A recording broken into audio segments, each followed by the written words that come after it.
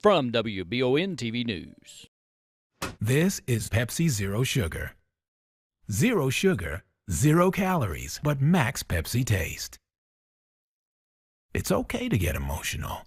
We know just how you feel. We're here at the Madison County Health Department, and apparently recently Hep C in Kentucky is skyrocketing with more cases per capita than any other area in the country. We spoke to Communications Manager Jim Thacker of the Health Department about what this means for Kentucky and the area and how the new needle exchange program can help mitigate this threat.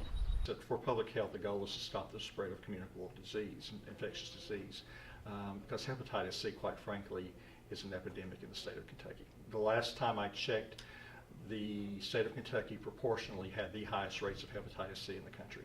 Weekly at the health department, we get reports new reports of people who are infected with hepatitis C. That's weekly, and sometimes it's almost daily. For years, there was no treatment for any of the hepatitis viruses. There is now a treatment for hepatitis C. It is a series of oral medications that take place, depending on which medication it is, over the course of 6 to 12 weeks. The regimen for the medication is very stringent. I mean, you have to take it every day. You've got to take it about the same time every day. You can't miss days. And it is really, really expensive. It's over $80,000 for one course of treatment for hepatitis C. For hepatitis B, there is no cure. Hepatitis B is actually the one that is most often communicated through dirty needles. However, there's a vaccine for it. If you go get the vaccine, and we offer it at the health department, but if you get the vaccine, it's a series of 3 shots.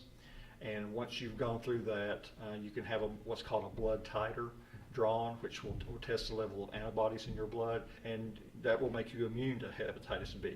However, once you have hepatitis B, you have it for life. There is no cure. I often talk to people about is what happened in Austin, Indiana a few years ago, where they had this small community that suddenly has this huge rise in HIV rates.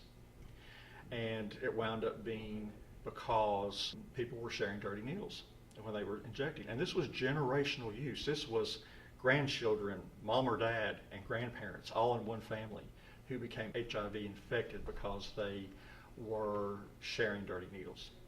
That could happen in Madison County in a very, very short time. All it would take would be for one HIV person to get involved with injection drug use community here, start sharing dirty needles, and we could have the nightmare that they had in Austin, Indiana. So that's why we're doing this.